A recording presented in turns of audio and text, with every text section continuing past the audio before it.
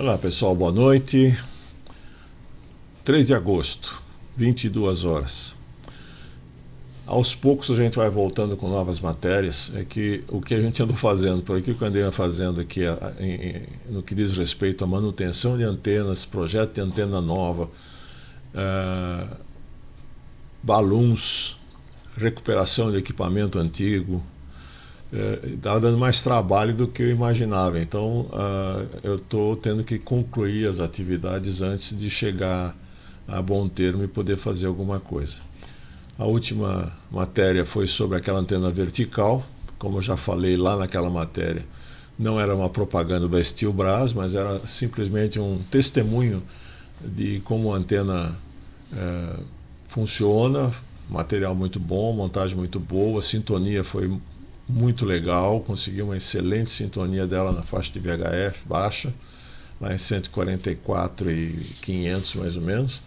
Então achei interessante mostrar para vocês como é que foi feita esse ajuste, qual foi o resultado entre ajustar a antena aqui no chão, que é onde a gente consegue trabalhar, e depois levar lá para cima do mastro, lá para cima do cano, e qual a diferença que isso dá, se esse ajuste no chão ele é válido ou não. A mesma coisa nós vamos ver hoje aqui com a 3DX3. Naquela oportunidade foi uma substituição de uma antena antiga que eu tinha já há 20 e poucos anos aqui instalada. Ela não estava boa, eu não consegui recuperar a antena, ela não deu sintonia, problemas, sei lá, de projeto, e daí eu substituí por uma nova e coloquei aquela para vocês verem. Aqui não é a mesma coisa, eu também não estou fazendo propaganda da Electrio, a 3DX3, essa antena é uma antena que acompanha centenas de colegas nossos, eu imagino, não sei se chega a milhares, eu não sei como é que isso foi o mercado, mas tem muita gente usando a 3DX3 aqui no nosso país, e até fora do país talvez. Então eu acho interessante colocar aqui o testemunho da minha experiência dessa companheira de longa data. Companheira de longa data porque ela está comigo há 42 anos. Essa aqui é a instalação atual, na torre atual, né? Mas ela antes desses 22 anos que ela estava aqui instalada nessa torre, ela ficou 20 anos instalada na outra residência.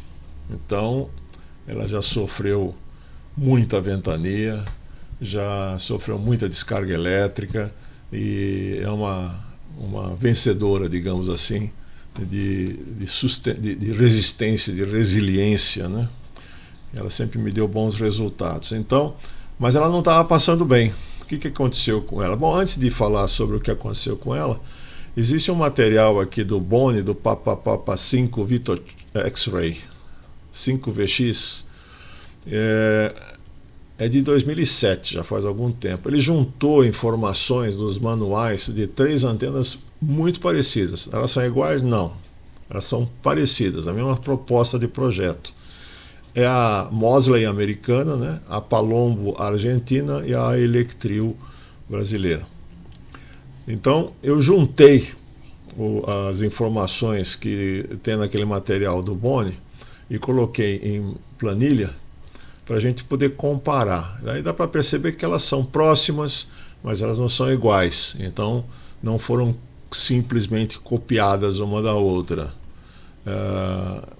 É que quando você trabalha com antenas, que você tem um propósito, faixa de frequência, você tem largura de faixa, você tem ganho, diretividade, né? Você tem relação frente e costas próximas do seu interesse, você acaba chegando em projetos também muito próximos. Então não tem muito pecado em você encontrar antenas muito parecidas. Eu não conheço a história delas, se foram projetos independentes ou foram projetos inspirados uma na outra, não é nesse objetivo. Eu simplesmente fui comparar para ver como é que elas se comportam. Então aqui depois vocês podem dar uma olhada na tabela e inclusive encontrar esse material do Boni e dar uma olhada nele. Vocês vão fazer as comparações, vão ver que as dimensões são próximas, algumas são iguais, né? Algumas são iguais, outras são diferentes. Para o diretor, tamanho do diretor, tamanho do dipolo, tamanho do refletor. No caso da separação entre os elementos, a Mosley e a Electrio tem a mesma dimensão 1,80 m e 2,41 m. A Palombo é completamente diferente, ela inclusive inverte, né? O diretor está mais distante do dipolo do que o refletor. É comum? Não é comum, mas é possível. Tanto que ela existe assim, né? Está aqui, ó, as dimensões estão aqui, ó, 300 centímetros e 234 centímetros. O diretor está aqui na frente. Ok? Bom, e outra coisa são as bobinas, né? Esse material informa as duas, cada trap desse, cada bobina dessa daqui, ela tem duas bobinas dentro. Então, ora funciona como trap para desligar quando você está em 10 metros, desliga as pontas, ora funciona para sintonizar 15 metros e ora funciona para encurtar os elementos para 20 metros. Então, é um negócio relativamente complexo, mas funciona. E a única diferença que eu encontrei foi na Palombo, que tem 26 espiras na bobina externa no dipolo. O resto é tudo igual. Então houve uma forte inspiração entre elas na hora de fazer o projeto e os ajustes. Isso é só uma referência para vocês. O que aconteceu?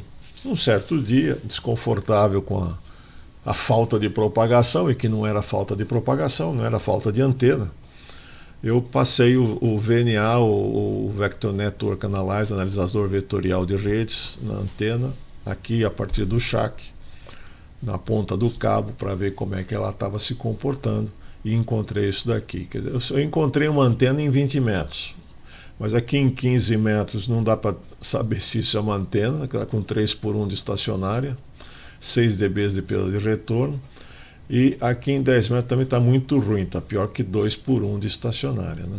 Então, essa antena não está passando bem, alguma coisa aconteceu com ela.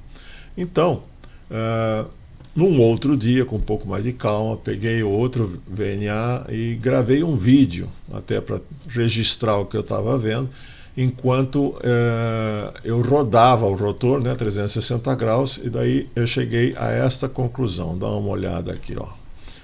Então, esses são os marcadores de 20 metros, 15 metros, essas faixas cinzas são as faixas, né, de 20, 15 e 10, aqui no meio de 30 e 12, né? E vocês veem, conforme eu vou mexendo o rotor, a antena vai se configurando diferente. Tem hora que ela, aparece a antena. Vocês querem ver daqui a pouco? Está rodando o rotor, dá para perceber que ela está se mexendo. Tem duas coisas acontecendo aí. Tem um baita do mau contato e a interação da antena com os estais da torre e com o dipolo de 80 que está passando a meia altura da torre. Olha lá. Daqui a pouco vai aparecer a antena aqui, vocês vão ver que vai aparecer uma antena. Aqui, ali, apareceu 10 metros, 15 metros e 20, tá vendo? Daí sumiu de novo. Então, conforme eu vou mexendo no rotor, tem coisa errada lá em cima, o cabo está torcendo, pode ser cabo partido, pode ser mau contato na terminação lá em cima. Não sabia o que era, eu sabia que a antena não estava passando bem, né? Então ela precisava de um reparo. Vamos avançar um pouquinho aqui, olha lá a antena aparecendo, olha só. Aí está lá, ó, 20, 15 e 10 metros, com ROI de 1,3, 1,2, quer dizer, antena boa, com taxa de estacionária mais baixa do que 1,5, aqui, ó, 1,5 está aqui mais ou menos, para vocês terem uma ideia. Então, nessa hora, a posição favoreceu, acho que o cabo que estava amassado, estava em curto, deixou de estar em curto, ou ele estava quebrado e deu contato, alguma coisa assim. Um pouco mais para frente aqui, aí sumiu de novo, voltou, era muito ruim, né? Muito ruim o negócio aí e tal. Eu disse, não vai ter jeito, eu vou ter que descer essa antena. Então, em função de contato com o PY2JF lá de americano, o João Roberto, ele me indicou o Albino. Albino é um profissional de torre aí há dezenas de anos, já trabalhou em torres de celular, torres de micro-ondas e tal. Ele realmente é bastante íntimo com as torres. Apesar dessa torre ter 10 metros, eu não subo nela. Então aí ele está desmontando a 3DX3 e ele desmontou também as duas IAGs de 2 metros aqui, que eu queria fazer um negócio diferente, então ele desceu as antenas. Essas antenas ficaram, eu fiquei 2 meses sem antena na torre para arrumar tempo para fazer a manutenção, por isso que eu estou demorando para trazer esse material, né? Outros compromissos profissionais e familiares acabaram me atrapalhando aí na manutenção da antena. Bom, 3DX3 no chão. Cara, como essa antena fica grande quando ela está no chão. É incrível, é incrível. Ela tem aí seus, sei lá, 18 quilos, eu acho. Então, não é grande coisa. É uma criança crescida. Mas ela tem uma inércia, né, muito grande. Ela é a área dela é muito grande. Então, manobrar essa antena no chão realmente é muito complicado. Para poder testar, para poder verificar o que estava acontecendo, eu coloquei ela em pé, olhando para o céu, tirei meu dipolo de 80 aí de cima, para ele não induzir, não atrapalhar a medida, apesar que ele estava na ortogonal, né? Ele estava passando a 90 graus em cima da antena, então ela não ia interferir. Tirar o stall da torre que está aí não ia adiantar também, então ele também está mais ou menos 90 graus. Eu deixei, levantei ela um pouquinho do chão e amarrei com uma corda aqui para ela ficar firme nessa posição, olhando para o céu, para tentar. Eu vou fazer os ajustes aqui, vou dar a manutenção nela do jeito que está. Depois a gente põe lá em cima da torre e vê o que mudou, né? Não dá para saber. Também não tem um campo de prova, um campo de futebol aqui para poder colocar a antena, e ela teria que ficar alta, né? Uns 10 metros acima do chão para ficar na condição de instalação. Então vai assim mesmo. Muito bem. Fui inspecionar, né? Primeiro, surpresa, as bobinas estavam novas. Só a ponteira, tá vendo essa ponteira aqui embaixo? Da forma, né?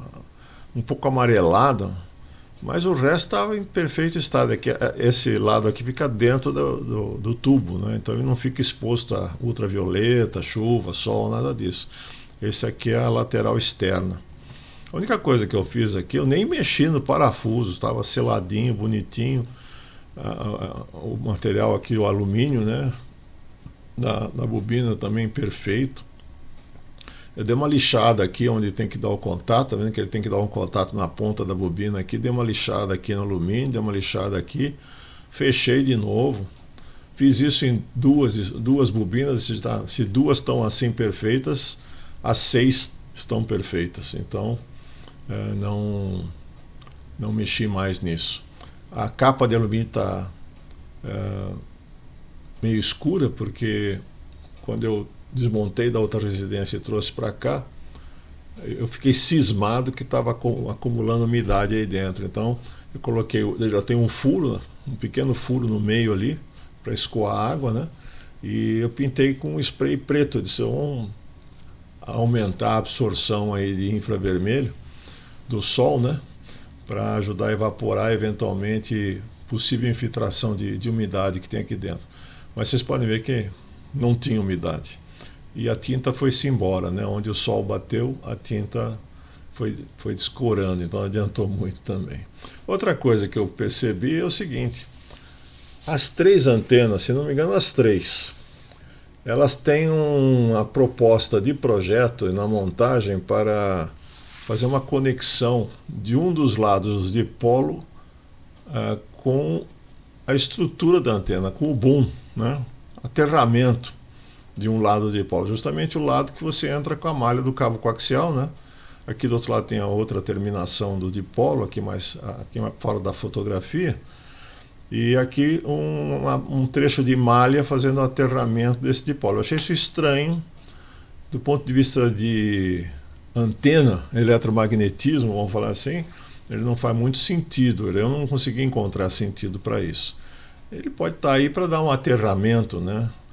Uma proteção eletrostática, alguma coisa desse tipo.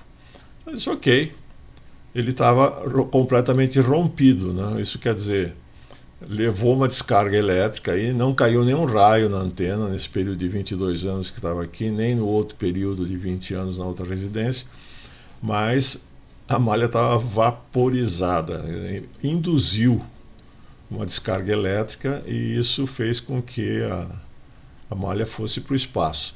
Eu nunca tive problema aqui embaixo nos rádios de ter recebido uma descarga, mas se não for, deve ter sido alguma coisa desse tipo. Eu tenho um aterramento aqui, então deve ter acontecido. Então eu disse, ok, vamos testar. Já que eu estou com a antena aqui embaixo, vamos testar com e sem essa malha e vamos ver o que acontece.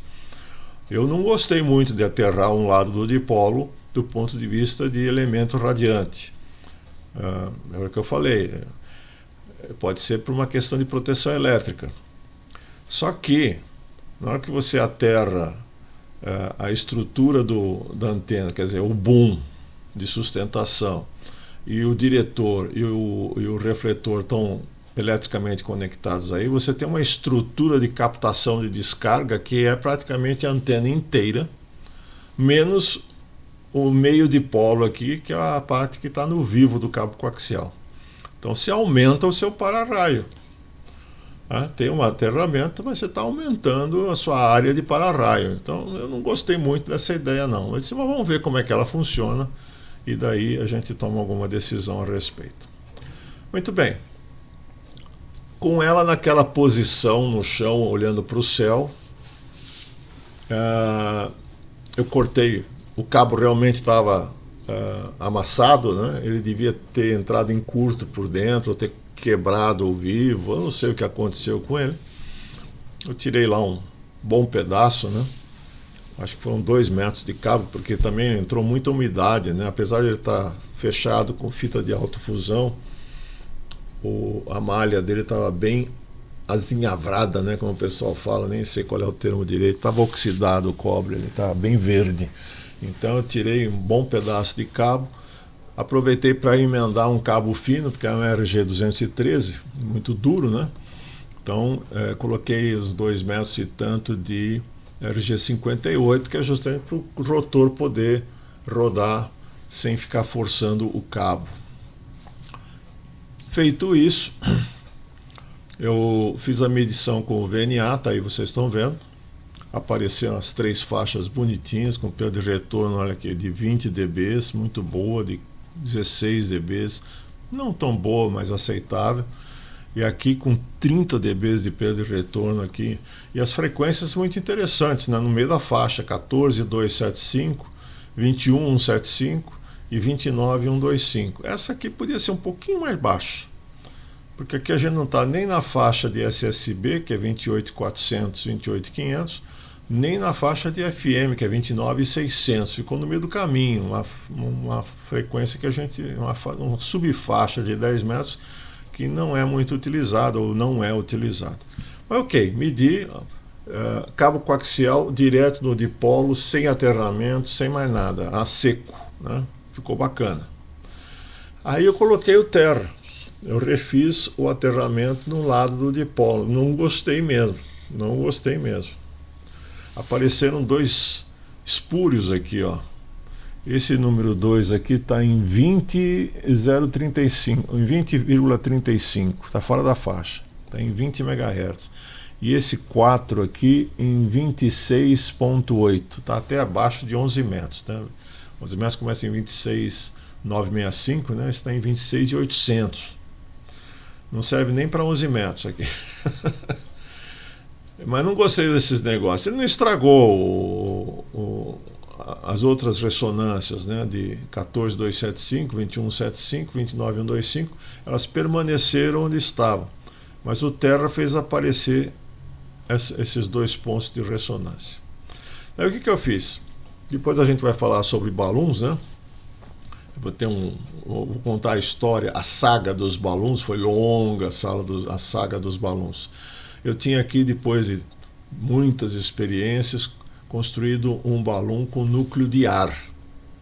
Depois vocês vão ver como é que faz. Porque a ideia de você ter uma antena com dipolo é poder balancear essa antena, para não ter corrente na malha, enfim, para ter vários benefícios. Depois a gente trata disso lá no balão de novo. Então, se você olhar, com balão, mas sem terra. Aliás, sem balão e sem terra. Ah, aqui está errado. Não é sem balão, é com balão. E sem balão e sem terra eu já mostrei antes. Agora é com balão, sem o terra. Não mudou muito, ó. É isso daqui, só o cabo. Isso aqui com o balão. Olha, o 20 metros foi lá para baixo, foi para 36 dB de P de retorno. O 15 metros piorou um pouquinho. E 10 metros... piorou um pouquinho. Esse com balão de núcleo de ar. Aí, de novo, aqui está errado, não é sem balão, é com balão, mas agora núcleo de ferrite. Tá? Quando a gente for tratar do balão, vocês vão ver o balão com núcleo de ferrite. Ficou um pouco melhor, sem terra de novo, tá? Olha só, a gente perdeu um pouquinho a P de retorno em 10, mas ganhou de volta 15, né? Ficou melhor 15 e ficou melhor 10 metros. E a frequência de ressonância da antena continuou boa no centro das faixas. Estava ótimo, estava adorando a antena do jeito que ela estava. Eu não mexi em nada, comprimento, ajuste, não tem nem como mexer. Aliás, um detalhe. O pessoal diz, isso aí foi ferrugem ao longo do tempo. Eu acho que as mesmas descargas que vaporizaram a malha de terra, elas fundiram os parafusos. Porque eu não consegui mexer um parafuso que fixa um tubo no outro sem chance.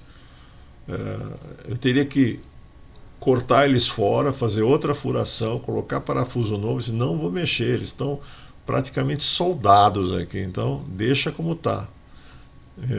Então esse daqui com núcleo de ferrite. Nessa hora eu disse, bom, eu quero agora poder subir a antena lá de volta e medir lá do shack como é que ela está, né? Eu já tinha feito isso antes, eu estou aqui apresentando o seguinte detalhe interessante. Eu tenho praticamente uns 40 metros de distância aqui do shack até a torre que fica lá no fundo do terreno e lá em cima da antena, né?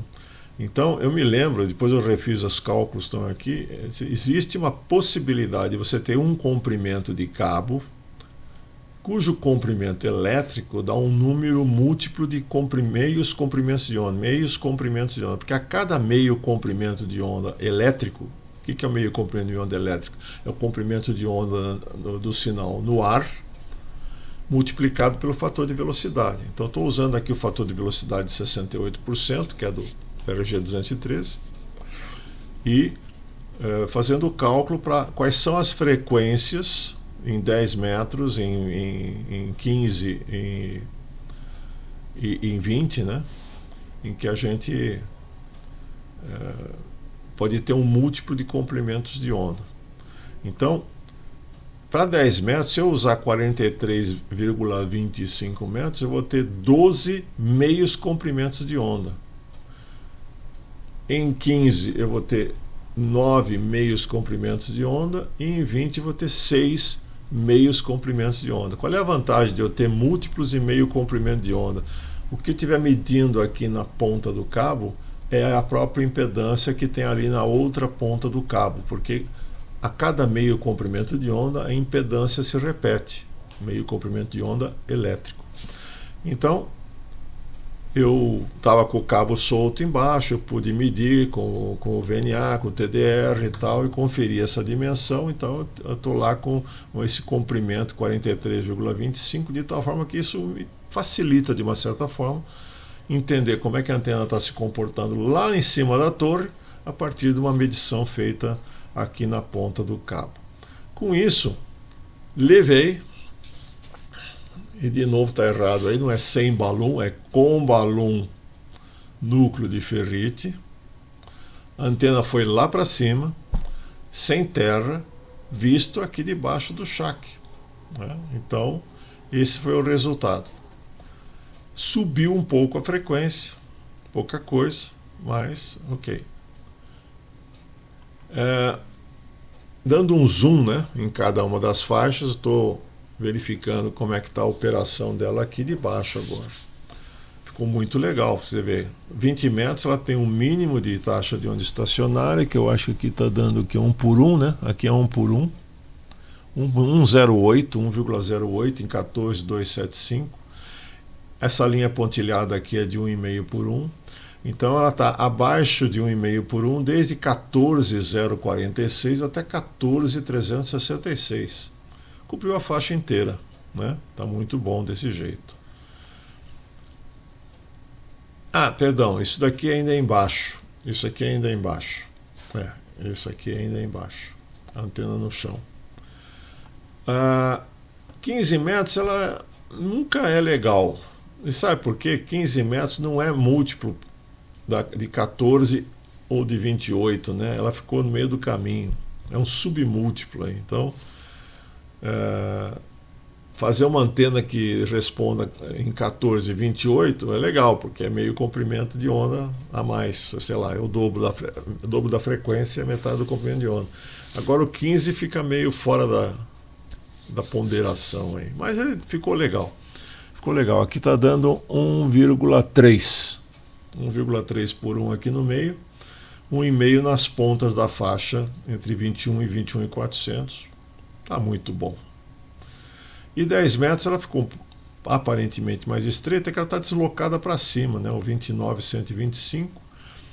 E está dando abaixo de 1,5 de 28.710, 29.390. É isso que eu falei. Essas frequências aqui não tem ninguém aqui, a gente não usa essas frequências. A gente usa aqui 28.400, 28.500 aqui embaixo, ou 29.600 aqui em cima. 29.500, 29.600. Então, seria legal ela estar para baixo. E daí o Albino foi lá e colocou a antena de volta, depois de 2 meses, em cima da torre. E aproveitou, depois a gente vai ter um capítulo especial sobre essa antena. Eu substituí as duas IAGs de VHF por essa IAG de 6 metros, 4 elementos, para a gente tentar aproveitar aí o pico do ciclo 25. Depois a gente vai falar sobre isso em outro capítulo. E a gente deve começar a ter propagação esporádica aí quando o verão começar a entrar, né? A partir de agosto, setembro, quando começar a esquentar, a gente começa a ter flashes de propagação esporádica na camada E. Bom, agora a comparação. Essa daqui é a resposta que eu mostrei antes para vocês, com a antena embaixo. 14.2, 21.2, 29.1, tá? Quando ela subiu, aconteceu isso daqui. Ela subiu de frequência. 10 metros não mexeu nada. 15 metros subiu 200 kHz, foi lá para o canto superior da faixa. E 20 metros subiu 100 kHz, também foi para o canto, quase o canto superior da faixa.